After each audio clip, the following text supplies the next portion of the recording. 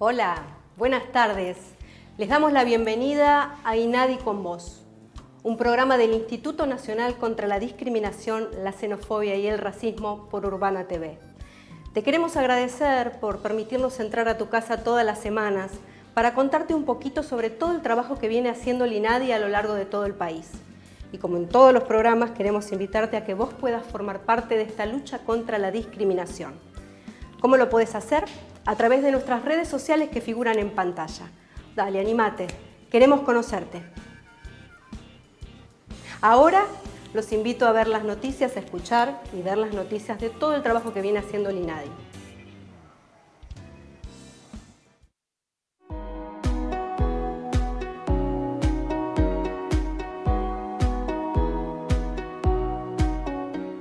Tucumán, jornadas de capacitación y prevención. La delegación del organismo, junto a nuestro Observatorio de Deportes, llevó a cabo 2 talleres sobre discriminación en el deporte en la ciudad de San Miguel de Tucumán, junto a la Secretaría de Deportes de la provincia y el Club Atlético Tucumán. Del primero participaron 50 referentes del deporte y sociales de la Liga de Fútbol Femenino de Tucumán, ATTTA, Falgebet y clubes del barrio, en tanto que el segundo taller fue destinado a deportistas y dirigentes del Club Atlético Tucumán con un enriquecedor intercambio de experiencias.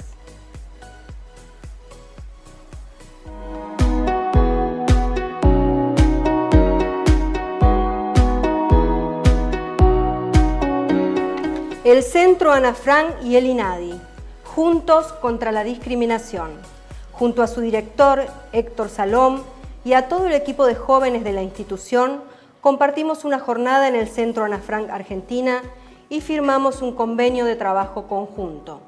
Este centro resguarda la memoria de la joven escritora víctima del régimen nazi y trabaja en la defensa y promoción de los derechos de los jóvenes. Durante la jornada brindamos una charla de capacitación al equipo de jóvenes guías de la Casa Museo.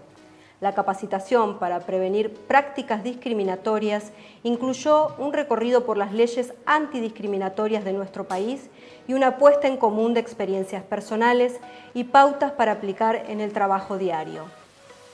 Les damos la gracia por recibirnos y por su compromiso histórico en la prevención de la discriminación.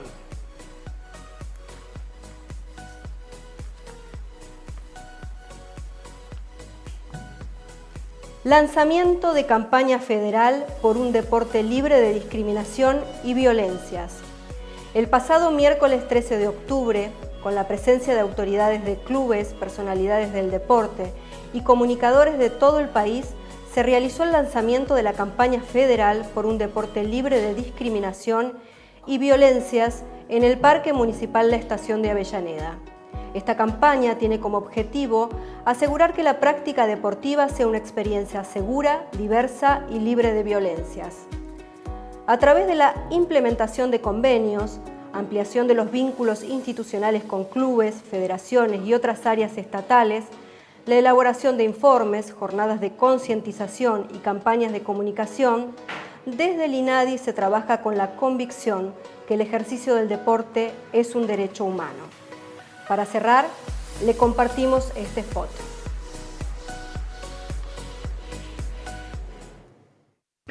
Dicen que se juega como se vive y también que se vive como se juega.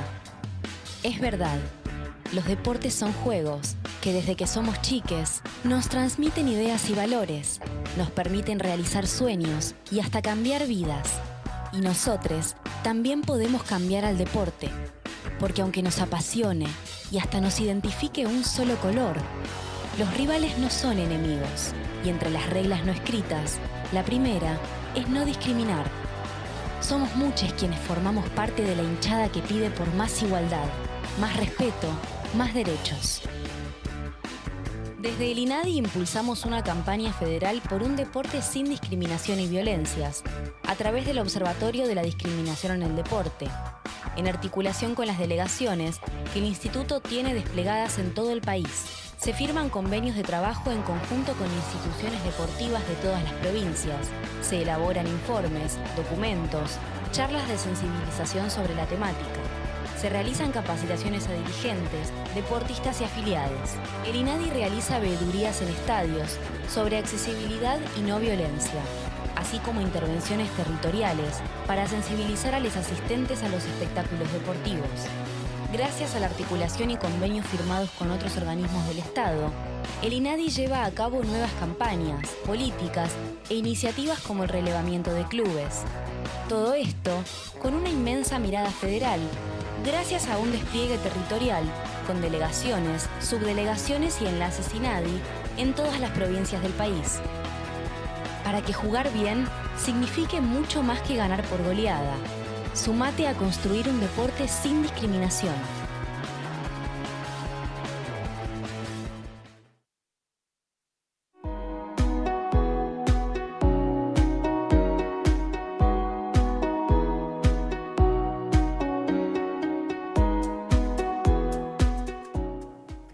Uno de los principales problemas que enfrentan las personas con VIH es la estigmatización. Entendemos por esto formas de segregar, de discriminar, de excluir a personas o a grupos basados en prejuicios, en mitos que están muy arraigados socialmente. Para hablar sobre el tema vamos a tener en el piso a Verónica Russo.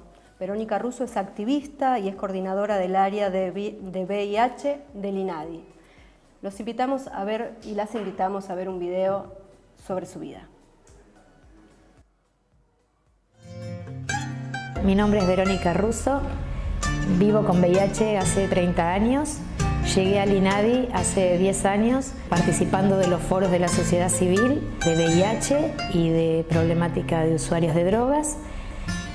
Desde el año 1990 en la Argentina cuenta con la ley de SIDA 23798. Esta ley fue declarada para la problemática del VIH-Sida de interés nacional. Establece la obligación de asegurar la atención integral de la salud, la dignidad, sin producir efecto alguno de marginación y estigmatización hacia las personas viviendo con VIH. Las personas viviendo con VIH tenemos derecho a la atención integral de la salud, derecho al respeto a su integridad y a su autonomía, derecho a que se respeten sus opiniones y su sexualidad. El principio de igualdad y discriminación habla que las personas que vivimos con VIH tenemos los mismos derechos que todas y todos. Derecho a trabajar, a planificar una familia, a vivir la sexualidad en libertad y a la educación y recreación. Desde el INADI articulamos con todos los actores involucrados políticas públicas para el pleno ejercicio de los derechos de las personas que vivimos con VIH.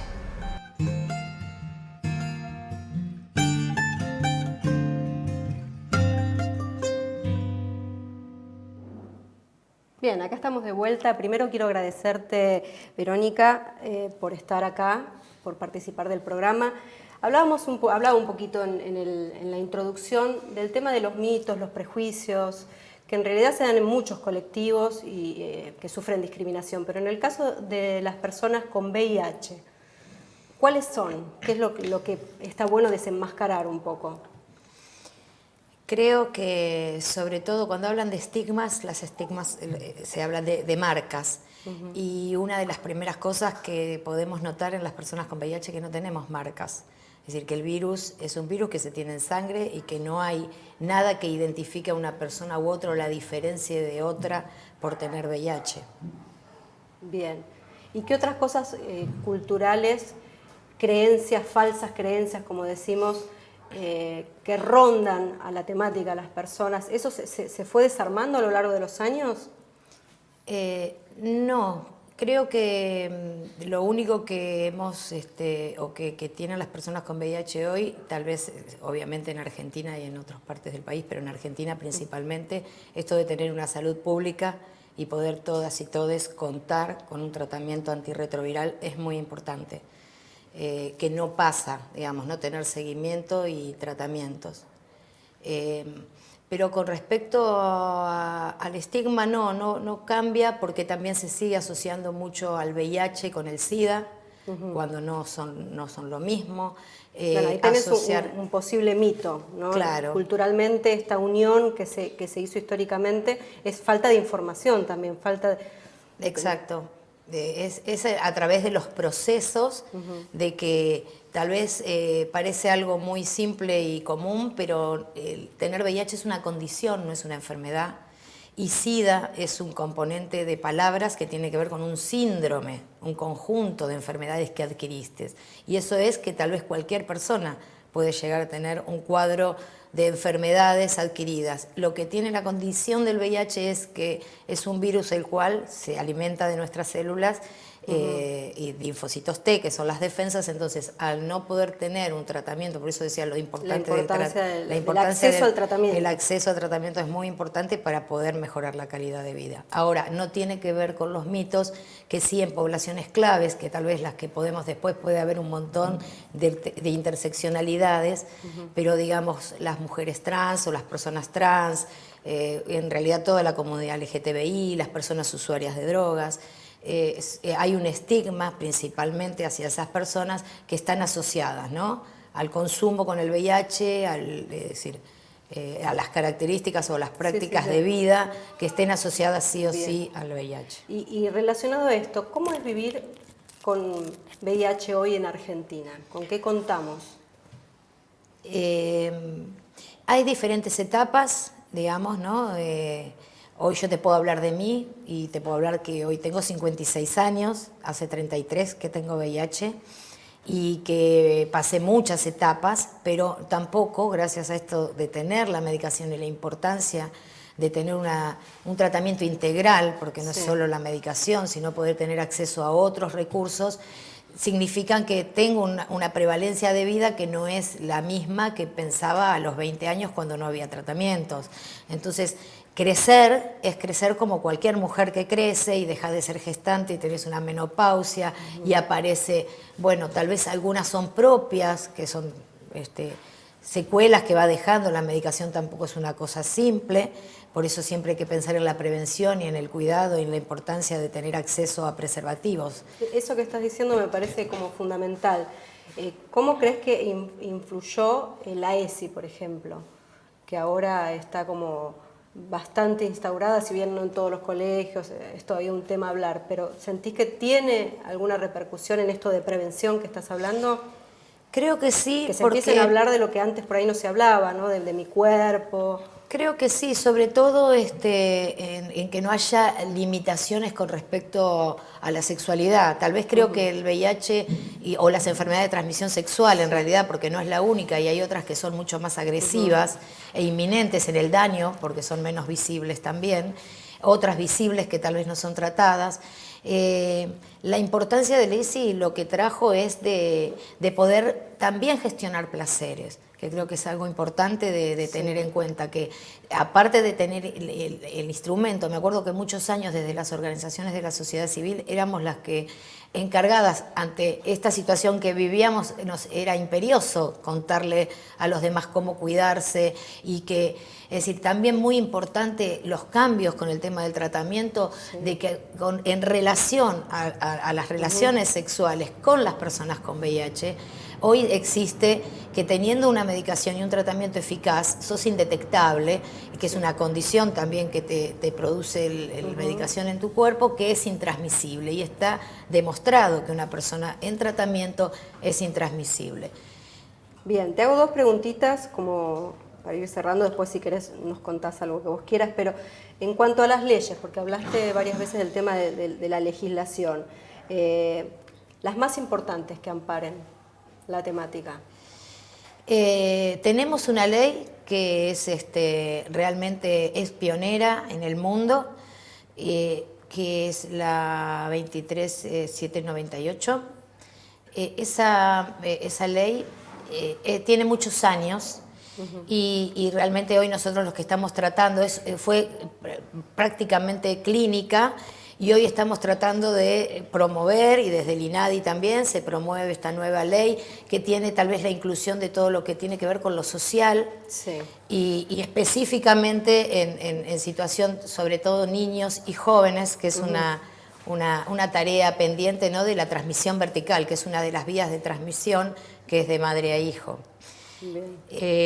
Y para como redondear... Que y las leyes, sí. disculpa, me quedé dale. pensando, también, y trabajamos mucho en el INADI con respecto a la ley del derecho al paciente. Perfecto. Es otra de las leyes. Ahora estamos tratando de impulsar otra vez, que es algo que cuesta que se practique, que es en los preocupacionales no se pida el estudio del VIH, es decir, hay una recomendación del INADI que habla sobre esto que se hizo junto con el Ministerio de Trabajo, y también, bueno, sobre todo impulsar el tema de los derechos humanos, ¿no? Bien.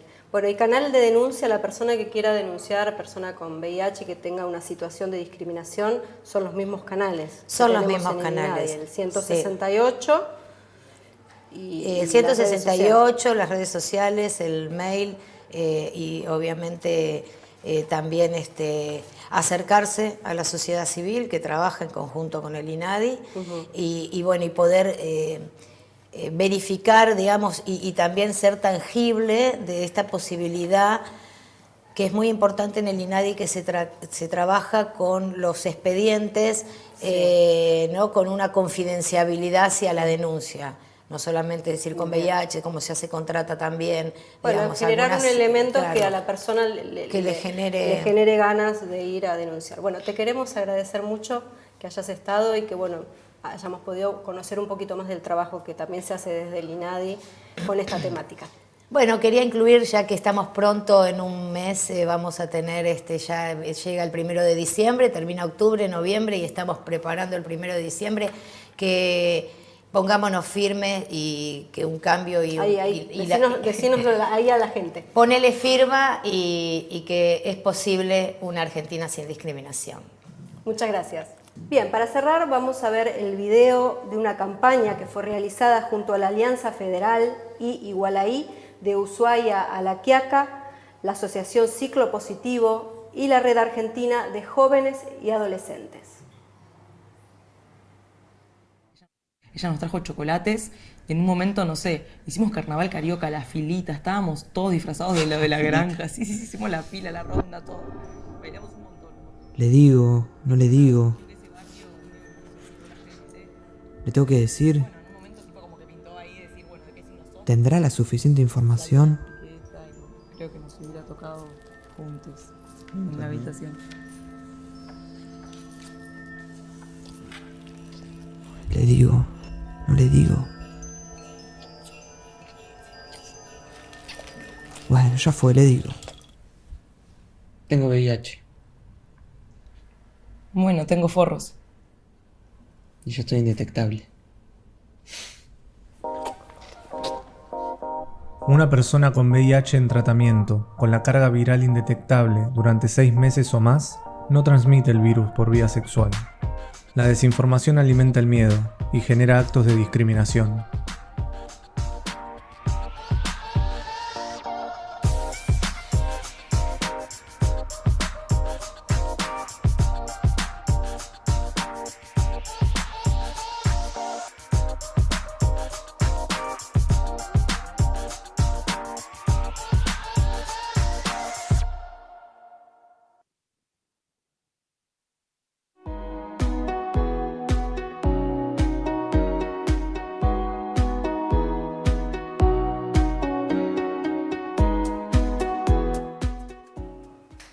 Seguimos con Diálogos sin Etiquetas, un espacio para pensar y dialogar sobre temas relacionados a la no discriminación. En este caso vamos a contar con la presencia de la titular del INADI, Victoria Donda, y Federico Pita, politólogo y presidente de la Diáspora Africana de la Argentina, DIAFAR. Escuchamos.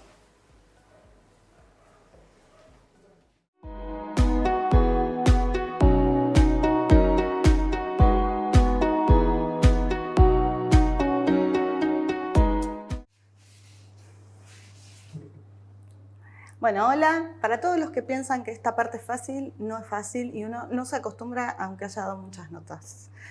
Hola a todos, todas y todes. Hola Fede, estamos acá charlando Nora nos decía descontracturadamente, así que hace como que la cámara no está, pero cada tanto miramos hacia allá porque las cámaras están. Fantástico. Queríamos hablar un poco del 12 de octubre y de qué significa para vos y qué crees que significa para la sociedad argentina el 12 de octubre. En líneas generales, yo imagino que el 12 de octubre es un feriado turístico para el común de las personas. Y creo que en verdad es una fecha que debería ser masiva y de memoria colectiva, ¿no? Porque habla de las raíces mismas de nuestro proyecto. De la patria grande, de América, y Argentina es parte de eso. Entonces, interesante el incentivo al turismo, ¿no? Está de más decirlo, como industria. Pero fundamentalmente siento que no tiene el tratamiento, la solemnidad o el espíritu conmemorativo de otras fechas de memoria en nuestro calendario nacional. Y fundamentalmente porque es si no la más, una de las más atroces capítulos de la historia de la humanidad, ¿no? Que es el genocidio del pueblo, de los pueblos originarios de las Américas y el Caribe, y el inicio del tráfico esclavista con dimensiones nunca vistas antes ni después en la historia de la humanidad. Así que entiendo yo que debería ser una fecha mucho más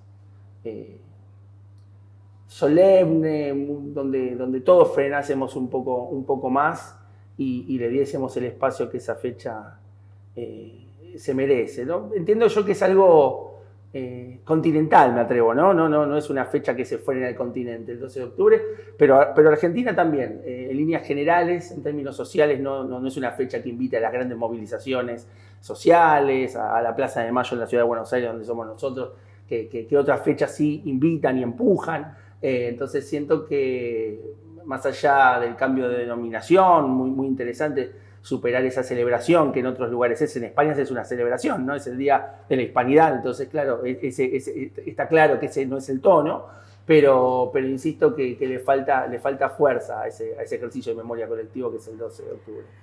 Bueno, en España son los que vinieron a colonizarnos. Claro. Están en otro lugar. Es raro que nosotros, bueno, ¿vos cuántos años tenés? 42. ¿No se festejaba cuando vos ibas a la escuela el 12 de octubre? Sí. Era un festejo. Era un festejo y era un día de la raza. No hace tanto, digo. No es que es parte de nuestro pasado. O sea, no es parte de un pasado que nos es ajeno. Bueno, hay gente hasta que hace poco se festejaba. Y hay gente que hoy por hoy, esta semana, nos faltó el que quería celebrarlo, el Día de la Raza, ¿no? ¿Vos decís por Esper? Sí. Él como diciendo, no me vengan con...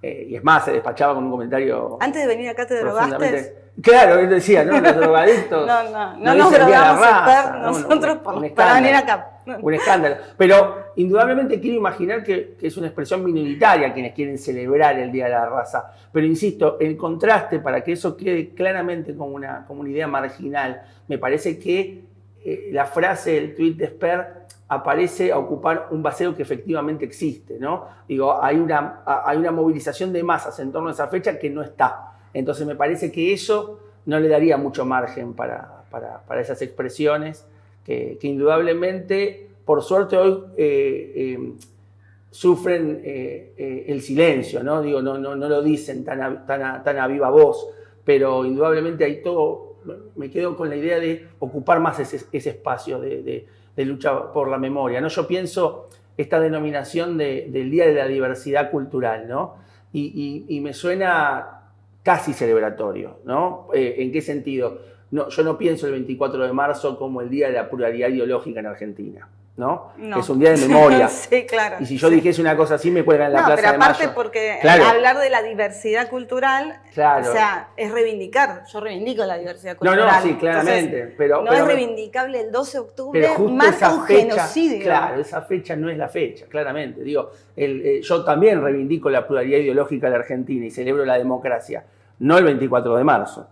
Entonces creo que el 12 de octubre no es una fecha para... Bueno, pero con el 24 de marzo se ha dado toda una pelea de la sociedad para que el 24 de marzo sea un día de memoria. Claro. No pasa todavía eso con el 12 de octubre. Y no porque no haya resistencia para que un ejercicio de memoria el 24 de marzo. Sí. Creo que sobre todo a esos sectores dinámicos que los convoca y que han sabido construir ese espacio de reflexión colectiva en torno al 24 de marzo, pasa que el 12 de octubre parecería que es una fecha, es como pensar que si bien el 8 de marzo es un día en torno a las mujeres, el machismo o el patriarcado no es un problema de las mujeres, no es un problema de la sociedad, es una enfermedad social, al igual que el racismo, que afecta a los pueblos originarios y afrodescendientes en torno a esta fecha. Por lo tanto, ahí hay sectores dinámicos de la sociedad que tienen un buen ejercicio de memoria para algunas agendas, sí, para otras no. También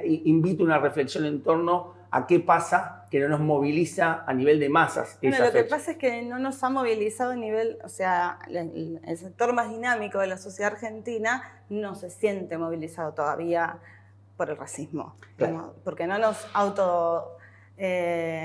autopercibimos racistas, Claro. aunque lo somos. Claro.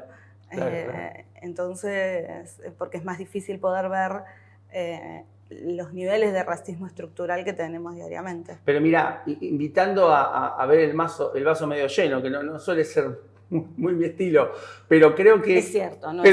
Pero creo que pasó algo muy intenso hace muy poquito tiempo, cuando el presidente de la Nación parafrasea una canción de Lito Nevia, ¿no? Porque es una canción que existe. O sea, Fue repudiado, sí, sí. Fue una cosa que indudablemente pasó algo interesante, digo, un repudio generalizado, a veces excesivo, a veces no, pero en líneas generales hubo como un consenso de por ahí no va. Algunos un poco hipócritas, Sí, pero igual no, si tenés no. que ser hipócrita con eso porque entendés que está mal. Claro, indudablemente, claro. Digo, por una cuestión de corrección política, pero en Exacto. líneas generales, en otro momento se han dicho cosas similares y no hubo reacciones. Vos en decís general. como cuando Macri dijo que todos bajábamos de los barcos. Y no dijo de los argentinos, dijo todos los sudamericanos bajamos de los barcos. Sepa, yo he puesto a toda Sudamérica, Bolivia, Brasil, nosotros, en fin. Pero en líneas generales, obviamente a la derecha o a los partidarios de Macri, eso no los escandaliza, bueno, pero en líneas generales tampoco hubo, de los que no son macristas, una gran reacción frente a eso. No. Ahora, cuando pasó esto, sí hubo una alarma exagerada, como coincido plenamente, hipócritamente por algunos sectores, pero sí un salto de conciencia. Y tiene que ver con lo que pasó también el año pasado, el 25 de mayo, cuando en Estados Unidos asesinan a George Floyd, ¿no? Un ciudadano afroestadounidense que lo mata un policía blanco, que no fue ni el primero ni el último, pero que implicó un quiebre, ¿no? Y unos niveles de conciencia antirracistas como nunca se vio en la historia global. Y Argentina también permeó esa conciencia, al punto tal que el protagonista de ese GACS es el presidente, que es el mismo que a las 24 horas expresa una política pública. Es un hombre de Estado, es el presidente, y nada más y nada menos que ante el Instituto Nacional contra la Discriminación. Entonces, a mí me parece que ahí sí hubo un antes y un después, ¿no? Sí, enseguida se disculpó. Eso, claro, digo, y que el hizo racismo toda es una reflexión. cuestión vinculada a las políticas de Estado. Y me parece que ahí sí hay un lugar donde nos podemos empezar a agarrar como sociedad, de entender, bueno, porque la invitación de esas disculpas y quienes son parte o no de este proyecto político que encarna el gobierno actual, entenderán y comprenden, porque fue la voz unánime, de que una expresión racista no configura necesariamente a una persona racista, ni mucho menos, si no es el caso de Alberto, y no se condice con sus políticas públicas. Pero fundamentalmente me parece que lo más interesante ahí fue poner en el tapete de la discusión política este tema que es el gran tabú en la Argentina, como decís vos, que es el racismo. Yo te voy a preguntar algo que las primeras veces que nos encontramos nosotros ya nos conocíamos de antes, porque aparte somos compañeros de trabajo, pero lo quiero preguntar porque me imagino que este programa y que este canal en general lo ven compañeros, compañeras, compañeres, gente del campo nacional y popular, del palo. Bien. ¿No? ¿Cómo explicás vos la cuestión del racismo cuando alguien te dice, como en algún momento, tal vez pude haber dicho yo, no sé, no me acuerdo, pero puede ser, algo así como, el problema no es el color, el problema es la pobreza? Claro. No, y yo me atrevo a decir que el problema es el racismo, es el color, digamos, o el color de la pobreza, sí, para no entrar en disputa. En líneas generales, yo suelo decir no existe la pobreza estructural, lo que existe es el racismo estructural. Porque no es que la gente después de 4 generaciones de ser pobre se va oscureciendo generación tras generación, sino que originalmente la sociedad colonial se construye sobre idea de castas que configuran la idea de la clase, que es lo negro esclavizado, lo indígena servidumbre y lo blanco de pequeño propietario grande latifundista. Y eso se mantiene prácticamente intacto. Entonces, por lo tanto, los sectores populares y empobrecidos de la sociedad son los descendientes y herederos de los negros y los indios, como se les decía en aquel entonces. Entonces, Digo, no, con esto no quiero decir que no existan tensiones de clases en la Argentina, pero que están profundamente atravesadas por la cuestión racial. Y esto debería hacernos reflexionar para entender también por qué el 12 de octubre, y esa reivindicación de la memoria que pedimos, tiene mucho que ver con la reivindicación de la memoria hoy, ¿no? Cuando hablamos del 24 de marzo, hablamos de esa tensión de clase, pero entonces también hablamos de la tensión racial. Indudablemente. Y sin lugar a dudas, si hablamos hoy de los problemas de pobreza y de la tensión que hay cuando hablamos de pobreza, en realidad la tensión es porque no quieren que hablemos de la riqueza y de cómo se hicieron ricos y cómo se siguen haciendo ricos. También estamos hablando de esa misma tensión, ¿no? Claro, tal cual, tal cual. Lo negro, lo pobre es entendido como negro en la sociedad. Es negro planero, negro villero, negro cabeza, negro... O sea, entonces si lo pobre es negro, lo blanco, lo rico es blanco. Son categorías políticas que tienen correlato con el color de piel, pero fundamentalmente son ideas políticas, la idea de lo negro, lo indio y lo blanco. Bueno, yo lo que te propongo es que sigamos reflexionando sobre esto porque hay muchas cosas para seguir reflexionando, ¿no? Yo hace un tiempo un compañero me decía, uy, ¿cómo estás con el tema del lenguaje? Y para mí el lenguaje tiene que ver con cómo pensamos el mundo. Claro. Entonces, ¿de dónde sale esto de hablar del día negro, bolilla negra? Soy el blanco de... lo hacemos.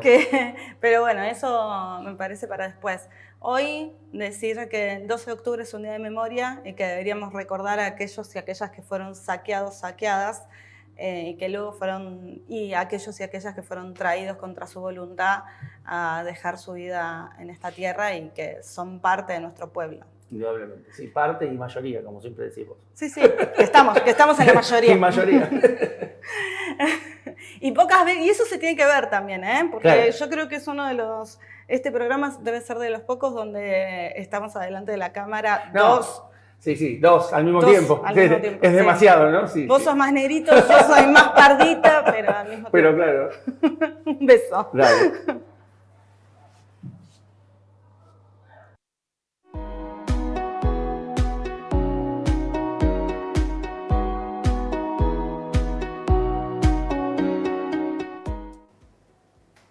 Bueno, así se termina un nuevo programa de INADI con vos por Urbana TV. Quiero homenajearnos porque hemos llegado al mes de programas, a nosotros y a ustedes por acompañarnos. Espero que lo sigan haciendo todas las semanas, como les digo siempre, buena semana.